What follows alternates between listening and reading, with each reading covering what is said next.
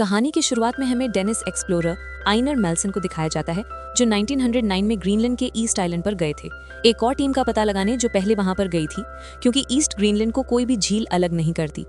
दरअसल अमेरिका का ये दावा होता है कि ग्रीनलैंड और डेनमार्क को एक झील अलग करती है, जिसका सीधा मतलब यह है कि ग्रीनलैंड पर डेनमार्क का कोई हक नहीं है, इसलिए अमेरिका वहां अपना हक जमाना चाहता है। इसलिए पहले एक इन्वेस्टिगेटिव टीम को यहाँ भेजा गया था, लेकिन वो कभी वापस लौटकर नहीं आई। इसकी सबसे बड़ी वजह यहाँ का मौसम है। यहाँ पूरे साल बर्फ जमी होती है और कुछ ही ऐसे महीने होते हैं जिनमें आया जा सकता है। इसलिए अब मेल्सन अपनी टीम के साथ उस टीम को तलाशने आया होता है। वो उस खून जमा देने वाले बर्फीले इलाके में अपने एक साथी के साथ उस टीम को तलाश रहा होता है। तब उसको उनमें से एक की डेड बॉडी मिल जाती है, जिस पर पत्थर से बनी हुई एक जगह का जिक्र होता है। ये एक ऐसी जगह होती है जहाँ पर एक्सप्लोरर्स सबूत छुपा देते हैं, लेकिन मेल्सन उस तरफ नहीं जा पाता क्योंकि उसके साथी की तबीयत बहुत ज़्यादा खराब होती है। इसलिए उसको अपनी शिप पर वापस लौटना पड़ता है, जहाँ पर उसके और भी साथी हैं। अब जो उसका एक साथी है जो उसके साथ बर्फ में बाहर गया था, उसकी उंगलियों का खून जम जाता है, जिस वजह से उसके पैर की उंगलियां काटनी पड़ती हैं। सब चाहते हैं कि इन्हें वापस जाना चाहिए, लेकिन इस वक्त समंदर पूरी तरह से जमा हुआ है, इसलिए यहाँ पर इन्हें कुछ महीने और रुकना होगा जब तक बर्फ नहीं पिघलती। मेल्सन वापस नहीं लौटना चाहता, बल्कि वो उस पत्थर से बनी जगह पर जाना चाहता है। मेल्सन उन्हें कहता है कि हमें बिना सबूत के नहीं जाना चाहिए, नहीं तो अमेरिका वाले हमारी जमीन पर कब्जा कर लेंगे। लेकिन कोई भी अपनी जान का रिस्क नहीं लेना चाहता, क्योंकि इन सब की फैमिलीज हैं, ये सब के सब शादीशुदा हैं। लेकिन यहाँ पर एक ऐसा लड़का होता है जिसका नाम आइवर है, लेकिन वो एक्सप्लोरर नहीं है, बल्कि वो इंजन रिपेयर करता है। सब उससे कहते हैं कि तुम्हें मेल्सन के साथ जाना चाहिए। आइवर ने मेल्सन के बारे में बहुत सुना होता है, हालांकि वो खोजी नहीं है, लेकिन वो आर्मी में सर्व कर चुका है, इसलिए वो मेल्सन के साथ जाने के लिए तैयार हो जाता है। हालांकि मेल्सन को पता होता है कि आइवर को कोई नॉलेज नहीं है, लेकिन उसको अपना एक साथी चाहिए। अब ये दोनों स्लेड लेकर डॉग से खिंचवाते हैं और यहाँ से अपने सफर पर निकल पड़ते हैं। ये दिन में सफर करते हैं और रात को आराम करते हैं। मेल्सन आइवर से बहुत ही कम बात करते हैं, वो ज्यादातर अपने काम पर ध्यान देते हैं। साथ ही वो जहाँ से गुजर रहे होते हैं उन सब का रिकॉर्ड और डेटा अपने पास इकट्ठा करते हैं। कुछ दिन इनके इसी तरह से गुजर जाते हैं, क्योंकि रास्ता बहुत ही फ्लैट और सीधा था। एक दिन जब ये लगातार आगे बढ़ रहे होते हैं तो आइवर अपनी डॉग की स्लेड की स्पीड बढ़ा देता है, जिससे इनका एक्सीडेंट हो जाता है और स्लेड एक खाई में गिर जाता है, जिस वजह से उसके लीड डॉग की मौत हो जाती है। हालांकि आइवर को बताया गया था कि तुम्हें किसी भी डॉग से लगाव नहीं करना, क्योंकि इनके डॉग्स इस तरह के सफर में अक्सर मारे जाते हैं। आइवर को उस डॉग से लगाव हो गया था, इसलिए उसको बहुत दुख होता है। साथ ही इन दोनों ने 2 हफ्तों का राशन भी खो दिया है। मेल्सन को इस बात से बहुत गुस्सा आता है, लेकिन अब वो कुछ नहीं कर सकता, क्योंकि आइवर के अलावा कोई भी उसके साथ नहीं आना चाहता था। इसलिए मेल्सन को आइवर के साथ ही आगे बढ़ना पड़ता है। ये लगातार आगे बढ़ते हुए एक नदी के पास पहुंचते हैं, जिसे ये पार करते हैं। आइवर मेल्सन से पूछता है कि आप इतना खतरनाक काम क्यों करते हो, जहां आपको इस तरह के इलाके में अकेला रहना पड़ता है। अगर हमें यहाँ पर कुछ हो गया तो हमें कोई ढूंढ भी नहीं सकेगा। दरअसल आइवर को ये नहीं पता होता कि ये साबित करना कितना जरूरी है कि डेनमार्क और ग्रीनलैंड को कोई भी झील अलग नहीं करती, क्योंकि अगर ये नहीं कर पाए तो अमेरिका ग्रीनलैंड पर कब्जा कर लेगा। मेल्सन आइवर से उसी का सवाल पूछता है कि तुम मैकेनिक का काम क्यों करते हो। तब आइवर कहता है कि मैं उस काम में अच्छा हूँ। मेल्सन उससे कहता है कि मैं भी ये काम इसलिए करता हूँ क्योंकि मैं इसमें अच्छा हूँ, मुझे इस काम को करने में मजा आता है।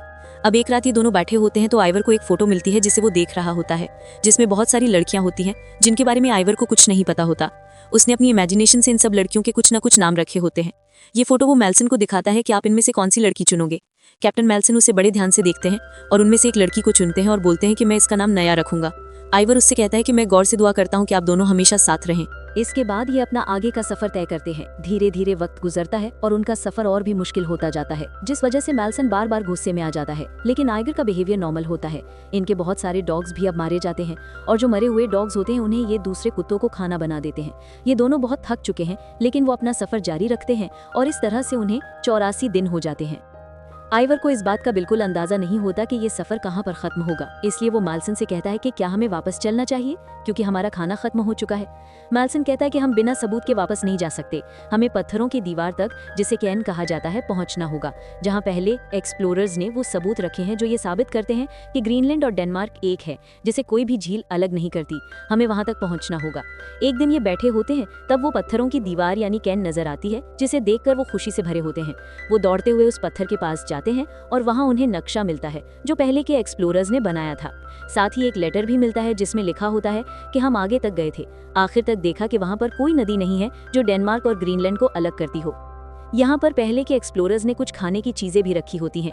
ये दोनों सबूत पाकर बहुत खुश हो जाते हैं क्योंकि यहाँ तक आने का उनका मकसद पूरा हो चुका है। पहले एक्सप्लोरर्स जो यहाँ 3 साल पहले आए थे, उन्होंने कैन बनाकर सबूत इसलिए छोड़े थे क्योंकि उनको समझ में आ गया था कि वो यहाँ से जिंदा लौटकर नहीं जा सकते और अगर कोई उन्हें तलाशने के लिए आया तो वहाँ सबूत मिल जाए। हालांकि उनका खाना खत्म हो चुका होता है, लेकिन वहाँ पे उन्हें कुछ खाने की चीजें। सफर पर आज 184 दिन हो चुके होते हैं। ये लगातार आगे बढ़ रहे होते हैं और तभी अचानक उनकी शिप का टॉप नजर आता है, जिसे देखकर ये दोनों बहुत खुश हो जाते हैं। वो अपने साथियों को आवाज लगाते हैं लेकिन कोई जवाब नहीं देता क्योंकि सब वापस जा चुके होते हैं। जिस शिप का टॉप देखा था वो टूट चुकी होती है। उसकी लकड़ियों से उनके साथियों ने उनके लिए एक कैबिन बनाया होता है जिसके अंदर उनका 1 साल का राशन भी रखा होता है। ये दोनों अंदर चले जाते हैं। मेल्सन अपनी हिम्मत नहीं हारता। वो आइवर से कहता है कि हमें ढूंढने के लिए खोजी दस्ता आएगा, बस सब्र रखना होगा। डेनमार्क में मेल्सन के साथी को दिखाया जाता है जो पहले भी मदद भेज चुका था। वो एक बार फिर से अपने सीनियर ऑफिसर के पास जाता है और कहता है कि मुझे पूरा यकीन है कि मेल्सन और आइवर दोनों जिंदा हैं, कि जब उन्हें ढूंढने के लिए मदद भेजी गई थी तो उनके कैबिन के अंदर खाने पीने के झूठे बर्तन मिले थे। इससे ये साबित होता है कि वो दोनों जिंदा हैं। सीनियर ऑफिसर की रिक्वेस्ट रिजेक्ट कर दी जाती है। मेल्सन और आइवर को दिखाया जाता है कि उन्हें आज 242 दिन हो चुके हैं। मेल्सन हमेशा आइवर से कहता है कि देखना, हमें वापस ले जाने के लिए यहाँ एक शिप जरूर आएगी। जो कैबिन उनके लिए बनाई गई थी उसमें खाने पीने की भरपूर चीजें होती हैं और उन्होंने रिकॉर्ड प्लेयर भी लगा रखा था गाने सुनने के लिए। एक रात मेल्सन सो रहा होता है, तब उसको एक सपना आता है जिसमें उन्होंने पत्थरों का केन बनाया था जिसमें सबूत हैं। उसको एक बर्फीला भालू तोड़ रहा होता है और सबूत खराब कर रहा होता है। मेल्सन डर से जग जाता है। आइवर कहता है कि हमें सबूत वापस लाना होगा, वहाँ सबूत सेफ नहीं है। ये सतर उनका 1 महीने का सफर होने वाला था। खाने की चीजें लेकर वो उस जगह पहुँचते हैं जहाँ केन है। केन के पत्थर गिर चुके होते हैं। सच में किसी भालू ने अटैक किया था क्योंकि उन्होंने वहाँ खाना रखा था और भूखा भालू खाने की खुशबू से पत्थरों को गिरा रहा था। मेल्सन डर जाता है, लेकिन अंदर देखते हैं तो सबूत सेफ होते हैं। ये दोनों खुशी से भरे हो जाते हैं। आइवर मेल्सन से पूछता है कि आपको कैसे पता चला। मेल्सन कहता है कि सपनों का कोई ना कोई मतलब होता है। दरअसल वो अपनी जगह से 200 मील दूर आए हैं और अब जल्दी से वापस पहुंचना होगा। लेकिन वहां से निकलने से पहले आइवर कहता है कि हमें कोई सबूत छोड़ना चाहिए कि हम दोनों जिंदा हैं। लेकिन मेल्सन ने मना कर दिया और कहा कि हम बहुत जल्दी वापस आ जाएंगे। वापस लौटते हैं तो बर्फ पिघल चुकी